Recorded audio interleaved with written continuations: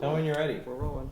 All right, so we're interviewing Norm Floyd, and today is November 9th, Correct. 2016.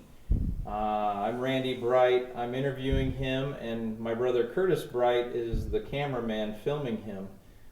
Neither one of us are related to Norm, but my oldest daughter Katie is going to be marrying his grandson Eric Jones. It is just Norman, myself, and my brother here. And then what is your birth date, Norm? 33125. Okay. And where do you currently live? What's your address? Here, Yeah. 5600 Pioneers Boulevard. Okay. And do you have any brothers or sisters? I had one brother, and he was 8 years younger than I was, but he's deceased now. Okay. Let's see. All right. And then you are a veteran of what war? W2 and Korean conflict. And what branch of the service did you serve in World War II? Infantry. And then what about Korea? Same thing? Well, basically? I was called up with the same thing, but I ended up in an ordnance outfit. Okay. So where were you when you heard about, World War II had started before we were involved in the conflict, but do you remember where you were when Pearl Harbor was attacked? I was a senior in high school, and my folks didn't have electricity back in those days. And we had a battery radio, and my dad said, "Turn that thing off or we won't be able to catch any news tonight." And I said, "This is news right now." I said, "We're all going to be involved in this because this is the real thing." Right. Where were you living? I was living on a farm south of Syracuse, between Cook and Syracuse. Nebraska, Mm-hmm. Yep. Okay. And so what time of the day did you hear the news? Was this in the evening or was this in the morning? Because with Hawaii... I would say probably midday, Okay. just guessing now. So what was the reaction of your family? Well, my dad was a World War I vet, Oh, wow. but we didn't really have any idea what was really taking place. And I told Dad, I said, "This is going to affect the whole country as far as I'm concerned." Sure. Yep. And so then you're in high school. Correct. So did you choose that? Did that make you want to, once you found out about Pearl Harbor being attacked, did that make you want to join the Army? I kind of wanted to join the service. Yeah. I really wanted in the Navy, but I didn't make that grade. Why did you want to go in the Navy? I figured I'd always have a bed if the ship was up. Okay. All right. So you did, how old were you when you did join? Or how soon after high school did you join? I stayed home and helped my dad farm the rest of that year and a year hence, and I went in June of 44. Oh, okay. Okay. And then, so you joined infantry, is that just the Army then? Well, you took potluck. Oh. You know, they would kind of brainwash you and talk to you different things. And the fellow in front of me had lenses in his glasses like a flashlight. I'm not kidding. Thick. And he got Navy, and I thought, boy, I'm in. And I jumped up and next. I said, "I'll take the same as him." And he said, "No, you won't. You're going in the infantry." Oh, okay. And I went to Fort Hood, Texas. Yeah. And we went there, and we did 17 weeks of basic training. Wow. I remember the old first sergeant had us out on the tarmac that day talking.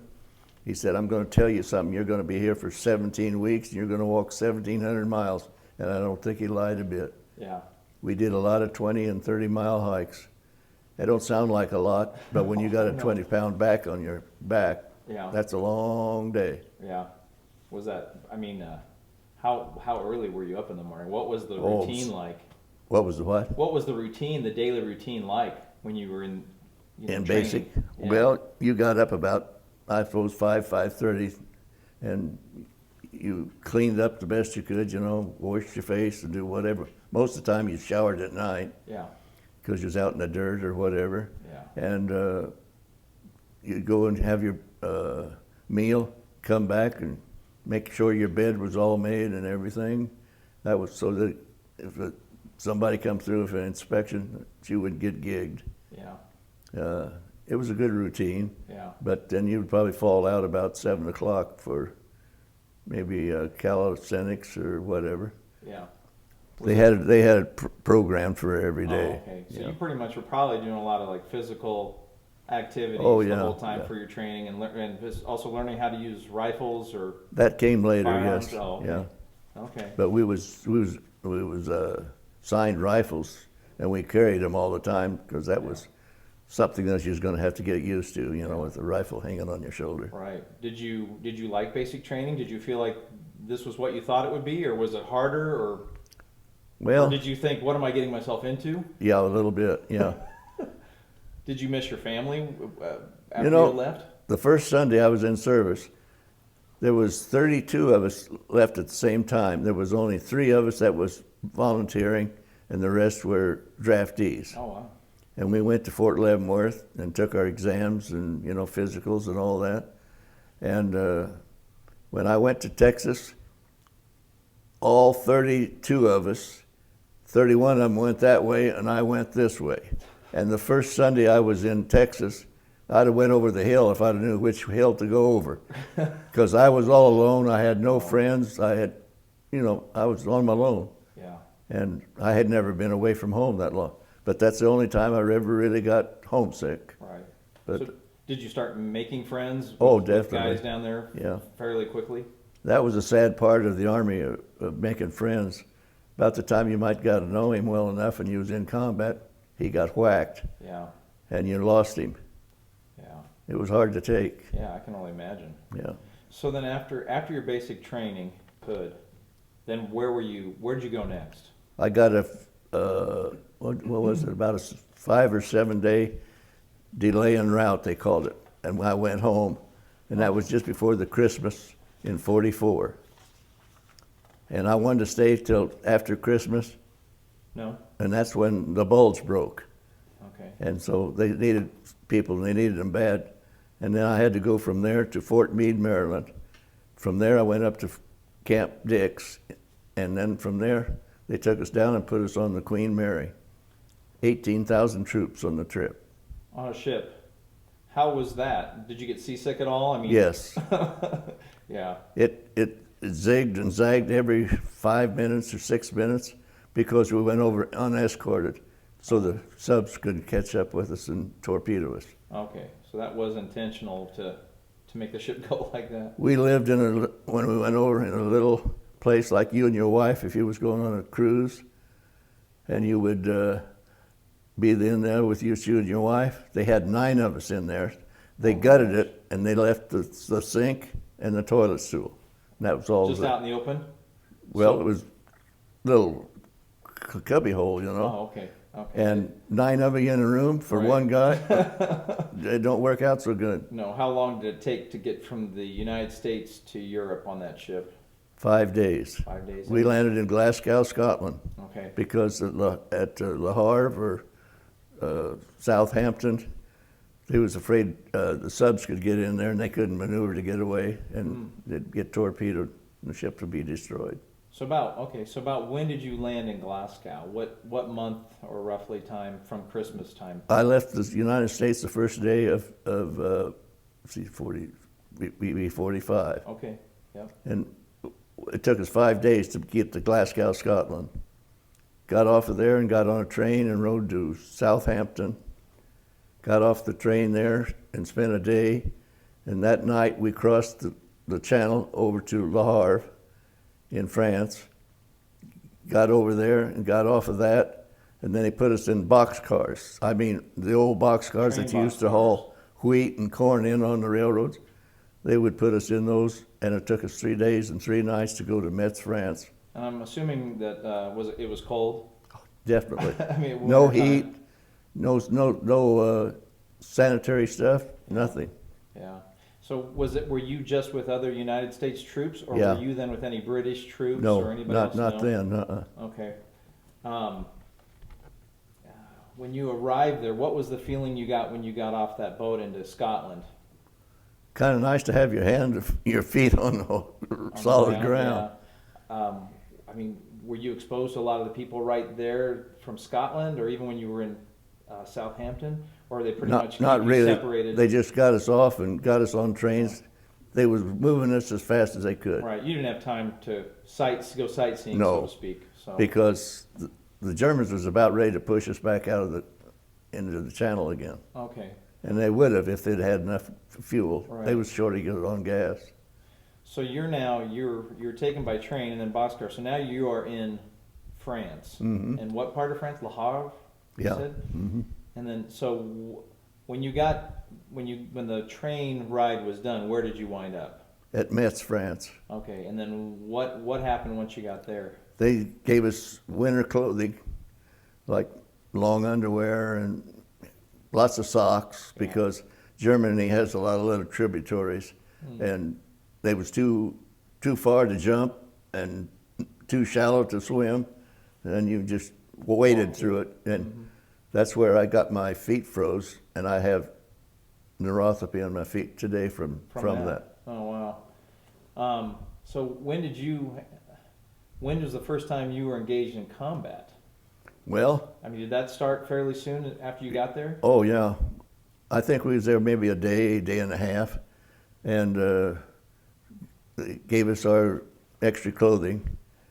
They put us on 6x6 4-wheel drive trucks, took us up to the front line, and a colored guy was driving the truck, and as soon as he heard artillery, he said, "This is as far as I was going, boy."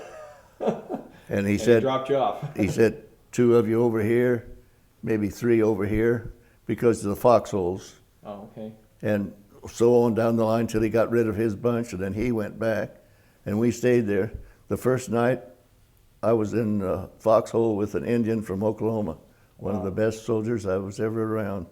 He could get out of the foxhole and walk around. You never even heard him. Wow. And he got whacked about 10 days later. Oh, wow.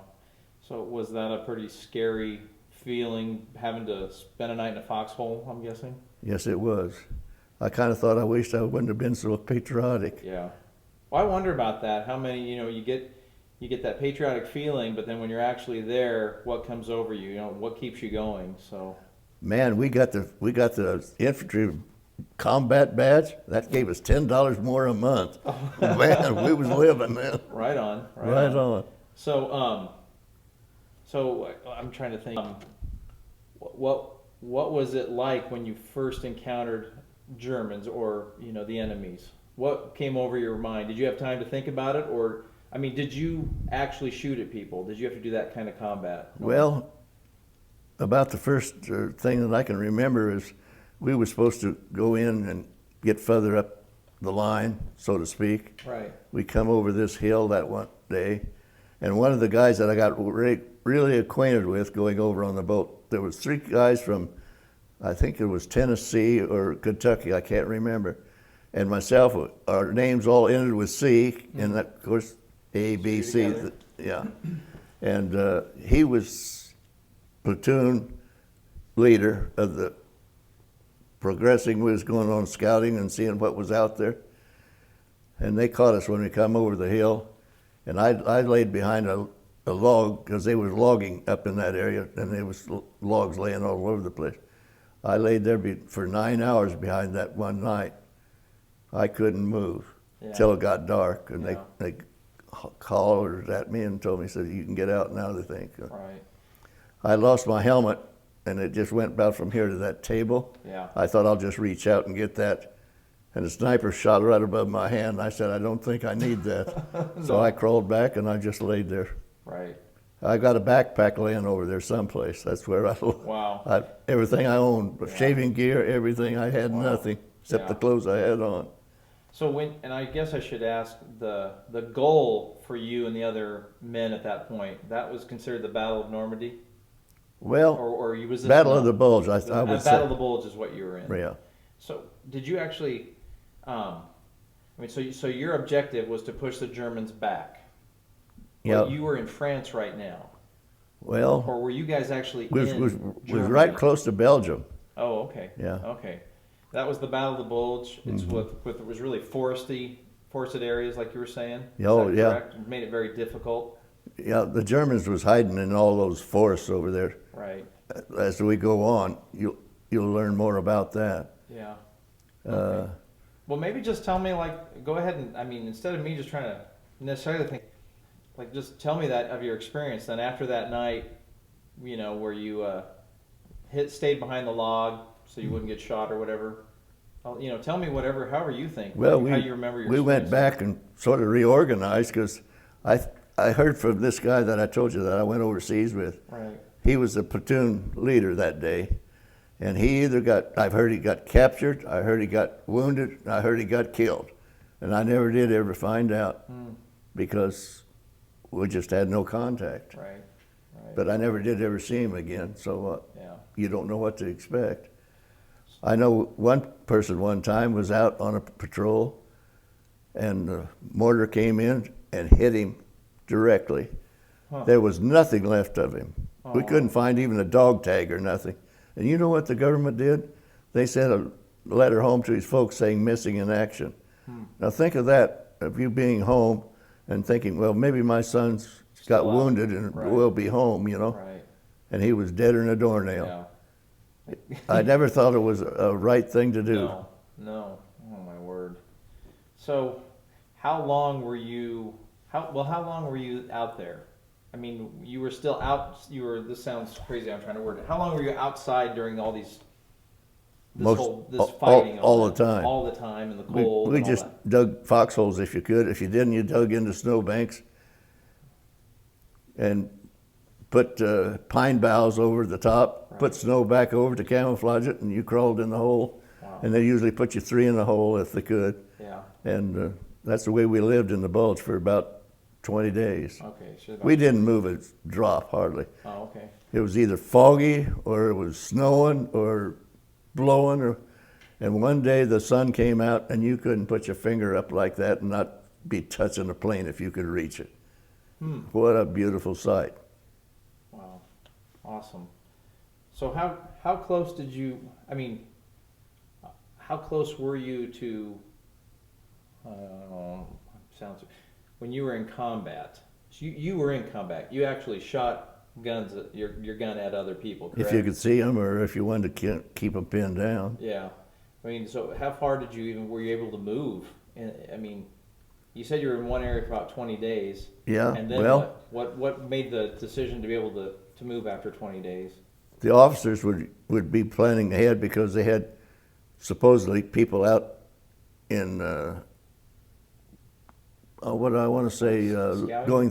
scouting through the area to Right. see how heavy they were with their Right. troops and stuff. So it varied day by day. I've seen the time we had a meeting in the morning.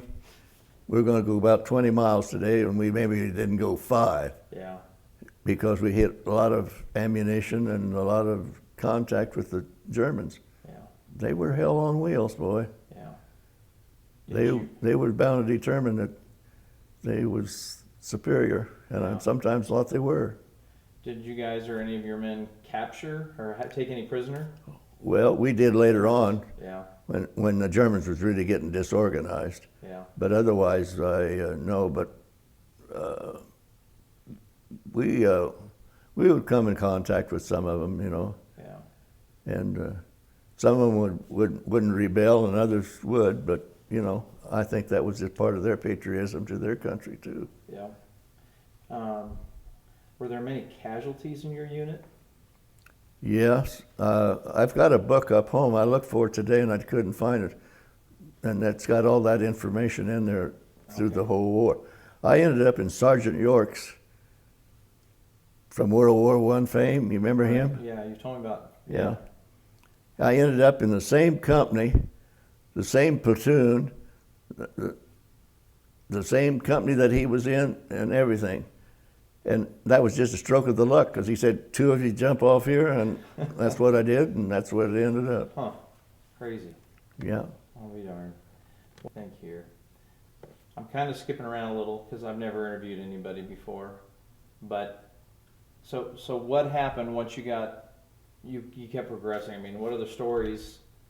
I'm a terrible interviewer here, but what other kind of things can you tell me about your experience in Belgium or during the Battle of the Bulge, or what you did next? Well, we was just trying to hold up to what we could, and if we could progress, we did it. Right. So The big thing was the artillery couldn't see because, like I told you, we had a lot of fog and Right, snow the and stuff. weather. And we come to find out later on that we had old maps, and the Germans had changed a lot of that, and you couldn't get synchronized and lay it where you wanted to. You know, we'd go long and then go short, and you usually try to get it in the middle. right. It didn't work that Right. way. So how'd you finally get out of there? Just by a lot of luck, Just I think. Over time, you worked your. Okay. I think we overpowered them. Okay. Because Patton brought everything he had up there. I mean, he even took cooks out of the kitchens and stuff and gave them a rifle and said, "You're going to use them." And they said, "No, we've never fired." He said, "You're going to learn to." Right. Well, He speaking. was hell on wheels, Right. blood and guts. You never met him. Did Our you? blood You and never- his guts. You No, never saw him actually. Just- never. I never thought of him. No. Right. So what? Speaking of cooks, how was the food? Do you remember? Well, I'm assuming it might not have been, Mama's fried chicken. No, they tried to bring us up when we was up in the bulge, just sitting there. You know, we couldn't move. They tried to bring up pancakes, the little ones. Yeah. The time they got them up there, you could use them for frisbees. They were froze. But later on, we kind of got a little wise. The guys that was in the tanks, we was with the 4th Armored Division, which was called Hell on Wheels. Okay. And they had these little Brunson burners, and we could warm up our canned food, like the hash or whatever they had in them, beans and something else. Right. And man, that was like eating a chicken fried dinner from home. Right on. Because otherwise, you're just eating it cold and Yeah. terrible. Yeah. So when you got to a point, did you guys entertainment or doing anything, whether it was? Not really, not at that time, no. No. As we got further down the road, I think we got a little more time to do something, reorganize our stuff, that we Right. had or whatever. And Well, what did you do in those foxholes if you were stuck in those foxholes for days and days without really moving much? I mean, did you just? you just kind of sat there and tried to stay alert. Yeah. What we usually do would be 2 hours on, and then you'd have 4 hours off, supposedly. Right. But if something popped up, Changed. then you was all in the hole firing at somebody or trying to. Yeah. Yeah. I've seen the time that the guns would freeze, out in that moisture and stuff. Sure. You just had to bust them loose. Right. Right. All right. I'm gonna guided. So, did you feel like you had plenty of supplies when you were there? Or did you feel like you? Well, I thought they'd done a real good job of getting stuff as well as they could. Right. It wasn't a picnic anyhow, so you Right. didn't figure on too much. Right. But they tried to do the best they could. But Yeah. under those conditions, you just take what's given to you, God given. Yeah. How many guys were in your, if you call it a platoon or within your group there? Well, there was usually 4 squads to a platoon, and I would say if you was full, you'd have about 12 to Okay. So maybe about 48 to 50 total yeah, around there. about in a company, Yeah. I just didn't know how big of groups you were with. yeah, It's not like the Civil War where you had thousands of men all lined up. yeah, and just no wonder they in got one line. massacred. I know it's terrible, but let me see here. Well, I think recall any funny or unusual events that happened when you were there? Well, after the bulge, we was taken to a town called Sarlaten. That was between France and Germany, very rich in ore and all kinds of minerals. Germany and France had fought over it for years, who had possession of it. We went in that town, I was looking at the stats that I had written down, about 178 to our company. 45 of us walked out of there alive. Oh, wow. We sent out a patrol one night, and I missed it by about that much. I was out on another guard point, and I was complaining because I couldn't have supper. It was 8 o'clock, and they pulled me back, and I ate, and then they were sending this patrol out. 15 guys, 14 got killed, 1 got back. Wow. our company commander went berserk because he figured he just caused a massacre, Right. and they had to relieve him. Wow. That's crazy because you could have been part of that if you were Definitely. so close calls. I was been well blessed, boy. Yeah. Did you have a number of close calls at all, Well, or you felt like they could have been close calls? we done a lot of scouting when we was at this town of Sarlotton, and at night, if you'd be on guard, you could hear noises, and you'd call somebody else that was on guard, do you hear that? Yeah. What do you think it is? I have no idea. Well, I didn't either. So that went on for a while.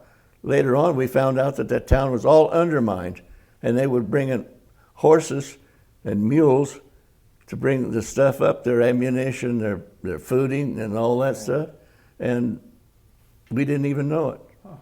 I feel like I've heard of this place. Is this one of the places where they kept like artwork that Hitler might have stolen in these mines? Is that what they were? Were they mines? Were they what, sir? Was it like a mine where they mined certain material? You said. Well, I suppose they did. I'd never seen anything like that. Okay. That's okay. I might be mistaken. Yeah. But... Then we did a lot of patrolling while we were there, and they sent us out, and we'd go through houses and stuff, and the Germans had them all mined, and I seen one guy get his foot blown off. I seen another guy that got hit in the groin, and he bled to death. Yeah. Wow. So there were no civilians living in that village. They were all gone, but they booby trapped the house. As soon as it was mortars and stuff coming in, they got out. They fled. I don't know where they went. Did you run into civilians ever when you were like? Oh, sometimes you would, Yeah. Later on, when we were traveling and doing so much pushing against the Germans, we'd run into a lot of people because they just stayed in their house. Were they glad to see you? This was a funny thing. In some of those little towns, if we came through, they had the white flag out. If you come through the next day and you got pushed back, there was the German flag. The same people? Yeah, same people, same house. They were gonna take whoever was not gonna kill them. Yeah. Wow, oh my goodness. So, did you happen to keep a diary at all? They didn't want you to, because if you got captured, they knew where you'd been and what you'd done. Okay. So that's why you have to keep it up here or have it. I wrote a lot of this stuff down when I got home. Yeah. So I could try to keep it fresh in my mind. Yeah. I don't try to make it look pretty. No. Because it wasn't. Yeah, that's all right. So what did you think of overall of the officers you worked with or worked for or other soldiers? Was it pretty tight, like a band of brothers, or? Well, the officers was always separate. They never ate with us, unless it was combat, they had to. Right. But we had one incident when I was with the company, when we was in the Siegfried line, where all the cement statues was up, that was they thought that was their defense. This guy was a shaved-tail from Missouri. We call it shaved-tail because he made his commission battlefield. And he told me, he said, "You look like a pretty healthy guy." He said, "Why don't you grab a bazooka and go down there and blow a hole in one of them?" And I said, "Are you nuts?" I said, "That'd be like throwing a rubber ball against a cement wall." He said, "I could have you court-martialed." Oh. I said, "Well, hop to it. I'd rather be alive in Fort Leavenworth than dead over here." Yeah. And that was the last I ever heard of it. Wow. Well, I called a spade a spade. Yeah. You got to face reality. Yeah. And I knew that wasn't a winning thing. Yeah. And those had crossfire, you'd have been dead meat. Yeah.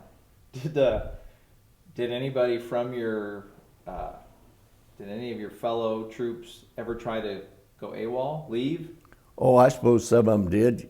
A lot of that stuff you never heard because the top echelon, the captain and the lieutenants would try to keep it silent because they didn't want to, a mass Exodus, everybody else doing the same thing. Yeah, well, let's all do that. Well, I just think if you got really, got in a bad situation, you might just want to flee, necessarily, depending, but then I think those thoughts might have entered your mind sometimes when you got in a tight spot. In a pinch maybe or something.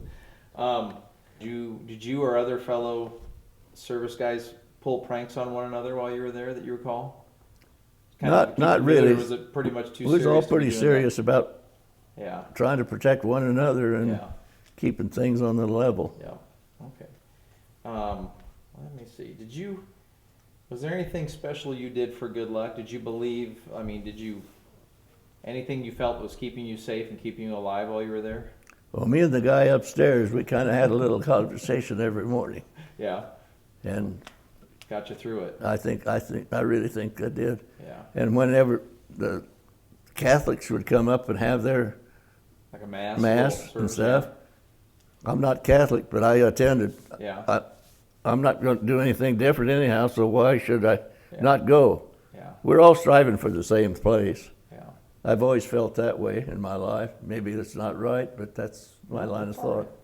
You said that you got neuropathy in your feet from being in too much cold water or whatever with that. Did you have that affect you while you were there, or was that later? I mean, that. It's come on a lot later. Oh, okay. I've just got some medicine from my doctor that did my knee, and he gave me some gel, and I put that on my knee and on the bottom of my feet, and it really made a lot of Okay, difference. Awesome. Boy, I can walk a little bit different now. I walk like a duck. But when you were in the war and in combat and all the things there, you weren't suffering the effects of it just right then. So Not much. really. So you didn't notice right then. That was. We knew they were real cold, and Yeah. they would Yeah. get chapped. Yeah. You always wore a pair of socks under your underclothes to dry them out, and then you always had 2 or 3 pairs of socks on you, Right. and that helped a lot. Okay. Right on. Let's see. If you did get to a time, did you happen to see any entertainment like USO shows when you were over in Europe? Anybody that came over and performed, anything like that while you were there? We seen a few. Yeah. I seen more when I was in Korea, Oh yeah. because I was way back of the line in Korea. I never did get up the front lines in Korea. Like who did you see in Korea? As Well, far as, like- Marilyn Monroe and Bob Seriously? Hope and some of Seriously? them. I never got to talk to her. But you saw her. Yeah. And Bob Hope. Awesome. Yeah. Awesome. So, were you in Europe until the end of the war? Yeah.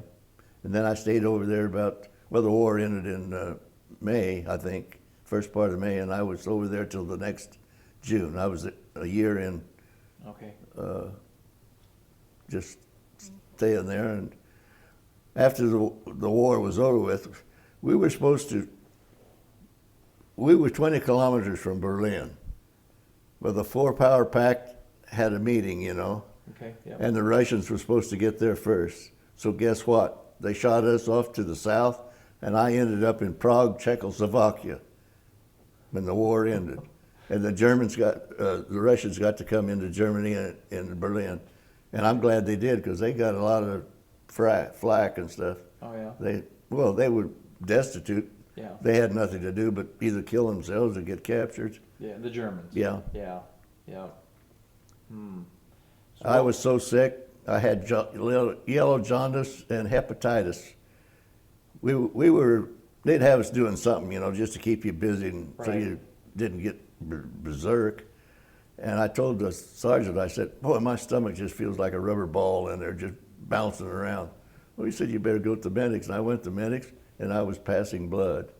And I got intravenous for 12 days in a row. I never got a bite of meal of anything. Oh wow. But they must have done a pretty good job, because I haven't had any repercussions from it. Was that in Prague? Yeah. Mm-hmm. Well, I was back to a hospital of our own, not Prague's. Right. Yeah. Was that where you were at, the country of Prague or of Czechoslovakia right there? Yeah. Mhm. Yeah. So Yeah. what was it like when you heard the news the war was over? Oh, you couldn't really believe it, but you knew it was true, because, like I said, we'd plan some days that maybe we'd take 20 miles. And Get a few maybe. we didn't hit any opposition. Yeah. So we'd jump on a tank if they was close by and ride, and I went through Nuremberg on a tank, and a bulldozer was ahead of the tank to open the streets so we could get through. Oh wow. It was a mess. Yeah. I bet a lot of so much of the buildings and everything destroyed, Oh. just bombed. It's a shame what a war can do to a town. Yeah. Yeah. Let me think. And where you were in? Were you in Czechoslovakia when the war ended? You said. Yes. Okay. Just wanted- You know, there was a boy from Dorchester, and they figured he was the last casualty of World War II. From Dorchester, Nebraska. hmm Really? Yeah, he somehow or other he got killed, and it came out in the newspaper. You know, Yep. it's odd. So where did you go from? Well, from Prague or from Czechoslovakia. Then where did you go at the end of the war? I went Where did back they to take Linz, Austria, and there was a group of us that we guarded the SS troopers, which was Hitler's prime The SS. Yeah. men. There was 450 of them in that jail or Right. Containment barracks or whatever you yeah, want to call it. Yeah. And we guarded those. And I did that for 4 months. And then an order came down from General Mark Clark, which was at Vienna, Austria, and he was with the MPs. And I got drafted and go to the MPs because I was just the right height and the right weight, and that's what he wanted, you know. Guys from 6 foot to 6'4", 180 to 200 pounds, and I just fit in right in that group. And I went there, and I was, we did a lot of patrolling. A carton of cigarettes in Vienna, Austria, if you had Camels or Lucky Strikes, would sell for $235 a carton. Then. Then, Wow. the black market was rampant. Yeah. So we'd go out and raid warehouses. Well, they'd get them someplace else, you know. And Yeah. some guys took them and they really sold them, and you know Yeah. how that goes. Yeah. Wherever there's good things, there's bad. Yeah. So you basically were security, or you oversaw these SS for 4 months, you said? 6 months. For 6 months. No, 4. Excuse me. That's okay. Yeah. So then what did you do after that? Well, they was having us do maneuvers and stuff in Austria because we were scheduled to go to Japan.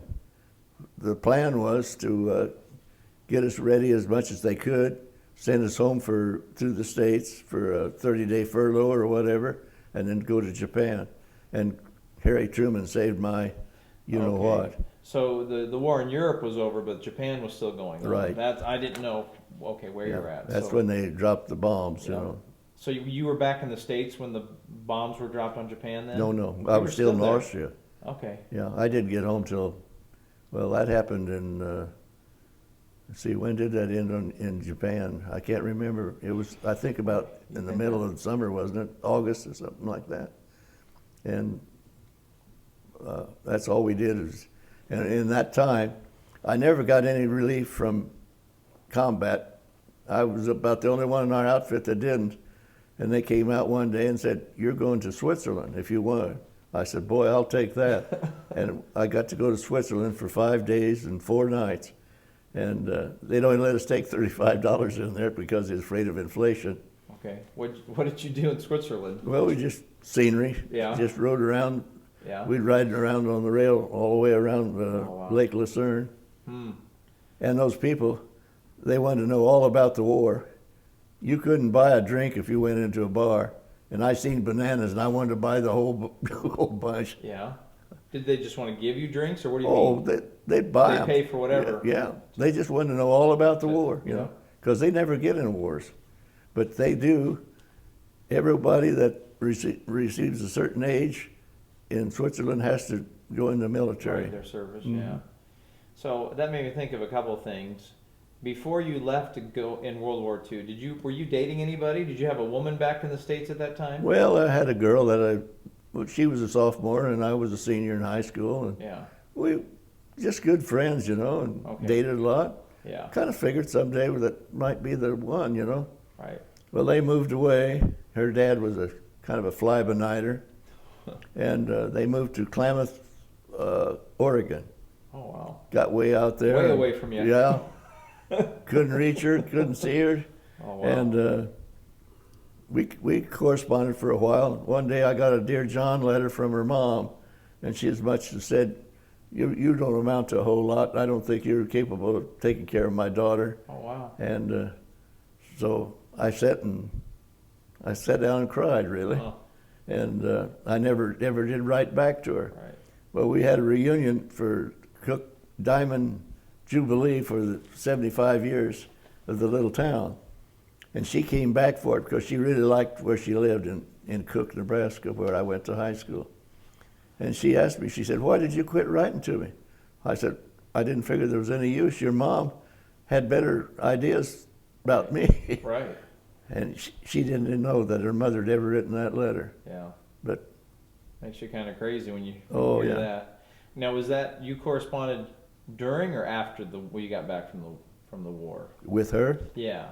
no, after. After. Well, I was in basic training in Texas, and she found out where I was at and Oh. sent a letter to me and said she'd like to come down. And I said, "No, don't come down because I'm too busy. I wouldn't be able to see you if you came here."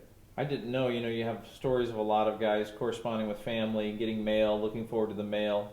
Did you get any kind of letters or contact with your family while you were in Oh, yeah. Europe? You were able to Sometimes you'd get a stack of letters do that? that thick, you all know. packed up. Yeah. Mom would wrapped up? write about every other day or something, you know. And Yeah. I think it's hard on the people that are left behind. Yeah. Just like I told you about the guy that got hit with that. Right, where there was nothing left of him. Nothing but they said left he of was him, missing and- in action. Yeah. The parents would keep thinking, you know, "Oh, he'll come home someday," you know, Right. and it Right. wasn't going to happen. Yeah. Yeah. So you did at least you was back home Mhm. and what? So they know about And it. they could send packages to us once in a Yeah. while, and you get a bunch of homemade cookies. That's- Well, if you got one of them, you was lucky because one of these all grabbing for Yeah, it. I was gonna say. One guy nestled up to me one day after mail call, and he said, "If I get a letter today, would you read it to me?" I looked at him and I said, "Well, yeah, why?" He said, I can't read or write." He was, you know, Yeah. just Not educated or trained. just not educated. Nice guy, Yeah. fun to be around. Yeah. And one day we was in an old building that we got to keep for a barracks for a few days, and a German was in there cleaning it up, you know, speaking German. He said, "If you do it, you're going to clean it up." He had a sense of humor. Oh, that's fine. Well, that's good. Yeah. What are you? Okay, let me see what else we have. So, once the war was over in Europe and you did not have to go to Japan, you came back home on a boat. I take it. Yeah. Same Little way. old Kaiser made a lot of, you know, the Kaiser company that used to make cars. Okay. No, I'm not You familiar. probably don't remember that far back. No. But anyhow, they made them, and I sat on the fan end of the boat, and the propeller would come out. Man, you'd think it was going to fall all apart. It took us 13 days to come back, and we went over on the Queen Mary in 5. Right. But the war was over. There was no need. They wasn't pushing, Yeah. you know. Yeah. Yeah. And when you came back to the States, where did you enter? New York. Into New York City? Yeah, that's where I left. So were there a bunch of people there welcoming you, like Yeah. crowds and? There was a couple of gals who were singing, and oh, they was horrible. And this old guy, he was a merchant mariner. He said, "Think nothing of it, guys." He said, "They sang for us when I came home from World War I." Same thing. Oh man. So after that, then you worked your way back home to Nebraska. Yeah, they They put bus me on you, or a what did they do? put me on a Train? train and took me right back to Fort Leavenworth, Wow. and that's where I got discharged. Right. And that's where I got sucked in on the Korean thing. I had my papers all done, my discharge. I was through. Saturday night, can I go home? No. Why not? Well, there's something we want to talk to you about. I said, well, I'm going to be here tomorrow. Why don't you tell me now? Well, he said, we want to talk to you about joining the reserves. He said, if it's never called a war, you'll never be recalled. Well, that was a lie. Yeah. It was never. It was a what did Police it? action? Yeah. Something like that. And I was one of the first 100,000 that was called back from the Korean War. The war broke out in June. 1st of July, I had my orders to go back What year to service. was that? 1950. I'd been in 51, Okay. 50 when Right. the war broke out. Yeah. And I came home in 51. Wow. So I was going to say, I was wondering if you had a chance when you got back from Oh, yeah. the war in yeah. Europe. And I got my civil service job of carrying mail, and I just finished my year apprenticeship with the post office. And I thought, I'll bet I'll lose my job, you know. But they did keep the job open for me. And when I came back, I could go back to carrying mail again. Right on. You doing okay? Yeah. Okay. So let's see. So were there any guys that you made close friendships with over in the war that when you came back you stayed in touch with? Yeah. I had a fellow down at Hutchinson, Kansas. He and I were in the MPs together, and I kept in contact with him. And when I was here, my first Christmas, I got a Christmas card, and his son had written on a return address. Yeah. And I told my wife, I said, I don't know, I want to open this. I said, I don't think it's going to be good news, and he'd passed away. Oh. And I've had one in Lee Summit, Missouri, that I met in the Korean War, and he passed away in '94. And I was a pallbearer for his funeral. That's how close we were. Oh, wow. Yeah. He died of cancer, I guess is what it was. Wow. But he was a fun guy and nice. Yeah. He was like me. He lost his wife, and he remarried, and I'd remarried. And our wives that we remarried got along so well that 2 years in a row we went to Florida and hobnobbed around for a couple right weeks. on. And Yeah. a lot of things like that don't happen. No. Well, when did you get married? Was that after or before going to Korea? I was married before I went to Korea. before I went to Germany. Yeah. My wife wanted to get married when we was home on Christmas. Oh, I didn't know this. Yeah. Is, so and not D. not D. No, but so you did have a different gal Yeah. when you were over in Europe. Right. That Oh, was I didn't know that. Yeah. Her dad was a minister at Syracuse, Okay. and she said, "Let's get married." I said, "No." I said, "I'll go with an engagement," but I said, "If I come home as a basket case, I don't want to be a burden to you." I've always, and I hope it's the same way here. I hope I'm not an invalid and be forced on somebody. I want to take care of myself Right. and live the best life I can. Yeah. So you were married. You were a married man, though. After I come home from Germany Okay. in November of 46. 46. Okay. After the war. you After got war, married. yeah. We were engaged. But you were engaged, so the whole time you were over there in Europe, you had your woman here, your fiance here. Mhm. So I that was got a probably- letter about every day. Okay, so that was probably stressful for her. And Yeah, maybe it you. was. So a little bit of stress and worry. She going ended on. up teaching. She was 9 hours away from her doctor's degree and never attended a fall session. That's what you were telling me. She did all extended. Extension and night classes. Yeah. She'd say, "Boy, it's nasty out tonight and I got a class, I don't want to drive." I said, "I don't either." So I done a lot of night driving too. Yeah, yeah. And then you never had any children, but you adopted a daughter, correct? We finally, my wife got pregnant and she couldn't deliver. Oh, Most women's, cervix or whatever. is like this, and hers was, Not the right shape No. to have a baby. and they waited too long and they done a cesarean, but it was too late. Oh. I never ever got to hold him. They took him from her and put him in an incubator, and he lived about 36 hours or something like that. Wow. I think maybe God did me a favor because he would have been institutionalized, I'm sure, and he'd have been in a place like Beatrice or someplace, and Right. To have some mental disabilities Yeah, or whatnot yeah. from that. It was a bitter pill for me to swallow. Yeah. My wife was in the hospital. I was figuring on bringing somebody home.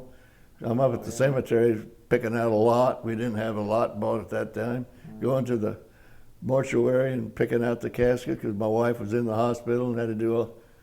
It was Horrible. it was a load. Yeah. Well, I'm sorry about that. Yeah, well. Sure. I am too. Yeah. I looked the other day when I was down there on his tombstone. He'd been about 56 years old now. No, Don't seem wow. possible, but No. No kidding. But you did adopt a daughter. yeah. So. Boy, she's went through a horrible divorce, Oh. but she still lives in Eagle. Okay.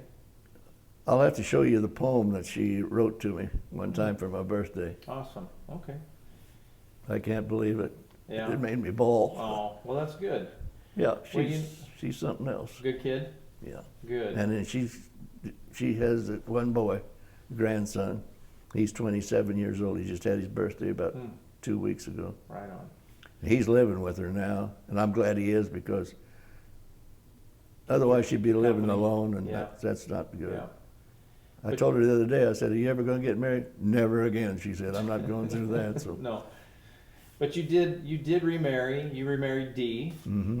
and she had been married to a guy who was in World War II. Yeah, he was a prisoner of war, Yep. and he got shot down and he ended up in Switzerland. He kept trying to get out of that place. I said, "Boy, how dumb was he?" We was all wanting to get in. You wanted to go to Switzerland. Yeah. Is he the one that Eric said lost a lot of weight and escaped in a food truck, like Yeah. under a food truck?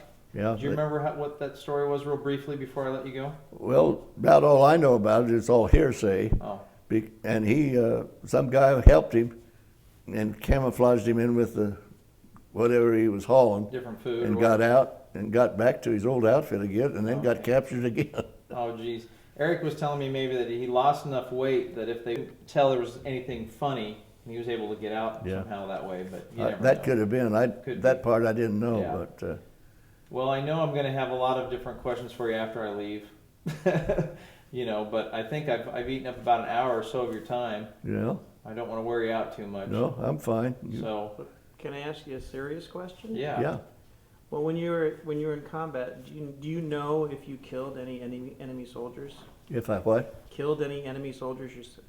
Do you know for sure if you Did did? you kill anybody when you were in, not to be a Not real not person? to my knowledge. Yeah. I fired it a lot of times, Didn't know if you, No, and I really didn't want to know. yeah. Uh, That you probably, I wasn't brought up that way, yeah.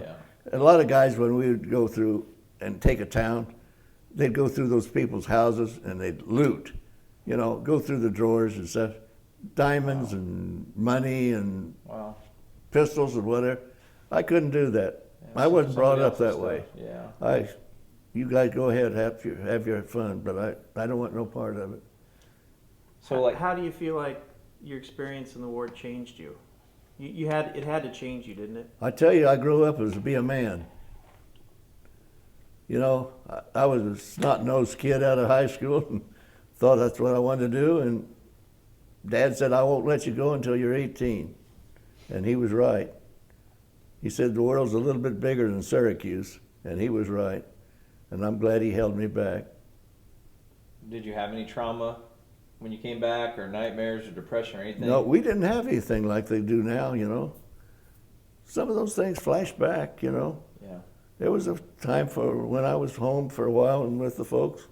I'd think back at night, well, I can go to bed and sleep tonight. I'm safe. Yeah. What do you think about soldiers today that are sent over to Afghanistan and over there? What do you think about them? Because you've been there, I mean, you know what that's like. What do you feel about what they go through? I think it's a lost cause myself. I really do. Those guys don't really know what they're fighting. This guy walks up to you and he's got a mock on and he opens that open and pulls a pin, blows himself up. Well, he's supposed to do that, but you don't want to be. And there he is, he's gone. I don't know, it's just, and we got the dumbest generals I think there is in the world. They'll tell them, now we're going to move so-and-so from here to here and all that. When we was in combat, if we knew we was going to be overrun, we destroyed everything. We're fighting against some of our own. I wouldn't bet that Remington probably isn't furnishing shells for both sides. We're firing against our own shells. I'd almost bet. I feel sorry for the people who go over there. I really do. I just can't fathom what they must be going through. It does seem like. And when you go back 2 and 3 times, man upstairs sometimes says, I'll give you a chance once, but maybe not twice. Yeah.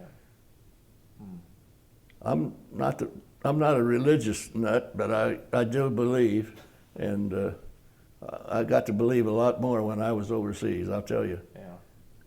Like I said, I went to, if it was a Catholic Mass, I went to it and I had time. Yeah. Yeah. Any other questions from Kurt over there? They're good. No. How do you guys feel about the the war over there? I think we should stay out of it. Yeah? I don't. I just hope Trump has the what do I want to say, the mentality to cope with it. I think he's a little on a quick trigger. Yeah, he worries, concerns me. Yeah, We'll see, won't we? you bet. We'll find out. I'm not going to get into politics, but I still think they should have taken the two that are running for vice president and moved them up and put those others down. Might be a little bit stronger. I like that vice president that Trump's got. I really do. I think he's Well, he comes off a lot more calm. well, yeah, he makes sense. He's not all over the place, and he's not talking bully-like conversation. And Trump isn't a politician with the way he speaks and stuff. You know, No. they get it. Hell, all the time they was fighting was over who done what. I know. To who done who. That's all the conversation on the news were about. Yeah. Yeah. It Not was- actual things going on in the world or things important. Yeah, things us. that need to be done for our country. Yeah. When you were over in Europe during the war, what were you looking forward to the most when you got home? What were you most? Some good hot food, like mom's good old home fried chicken. And Yeah. man, I'm telling you, sometimes if you wanted a good heartburn, all you did is eat a can of that hash. Man, I tell you, you eat that, and a half an hour later, you wanted all the Tums they had in Germany. Oh. You know, that's made me think of something else I was going to ask you about was like FDR. You know, did you look up to Franklin Delano Roosevelt since he basically led the country for, Well, I've always 14 years? I've been a pretty strong Democrat all my life. Yeah. My dad, when I was growing up, I used to follow my dad. He'd be out fixing fence or something, and I'd be tagging along, getting in his way. And he always said, the Democrats will always try and take care of the poor people. And I think that is still true today.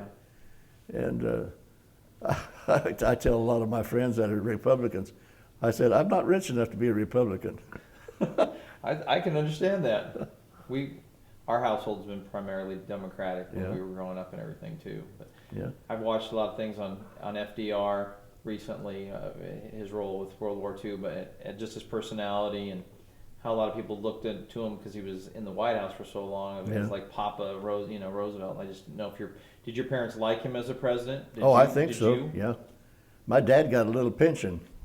Yeah. After, not much, but Yeah. he got kind of compensated for some of the time he spent away from home. And Yeah. have you ever been down to his little place where he always went down in Georgia? I know what you're talking about, where he did his rehabilitation with his polio. Yeah. No. We went through that house, and that's the plainest thing you could ever see. The electricity wires come down on the outside of the The walls. walls. It's just, and got a insulator there ever so Right there, often to connecting? keep the wires from Touching? It's just so common and It's plain. like Warm Springs? Yeah, just Yeah. you can't believe somebody like that would have that, Yeah. And I've also went through Elvis Presley's house, and what it is, Graceland, yeah. yeah, I just could. It Not isn't not as crazy as you thought it would be? No, the money that he had, Right, you but thought it'd he be- kept it just like it was, and Huh. Yeah, yeah, it's pretty old fashioned. right, no. My wife would have been tickled to death to try to redecorate it. Oh, one last thing. When you were discharged, what was your rank? Rank? Yeah. I made a buck sergeant. That was 3 stripes. That's all I wanted. When I got discharged, coming home from Germany, we just got a new master sergeant come in, and he was going to be our head of the office, And he said, "You going home, Norm?" And I said, "Yeah, I'm going home." I said, "I've been over here about a year and a half or so." He said, "Why don't you stick around another 90 days?" And I said, "Why?" He said, "You won't have an arm long enough that I'll put all the stripes on it." So he Really? could have got me, and I wish later on maybe I would have stayed 90 days, and Yeah. I could have probably got up to master sergeant. Huh. And when I got called then back to what? Korea, well, Yeah. it'd have been another plus for me. But Yeah. I wasn't that hungry. I wanted to get home. Yeah. I don't blame you. Yeah. Sometimes enough's enough. Yep. Yep. I don't know. We can wrap it up right now. Whatever, you're the boss. Well, I appreciate your time and telling your stories. I know you got more, I'm sure. Well, probably not. All right. Well, thanks for filming, Kurt. Yeah. All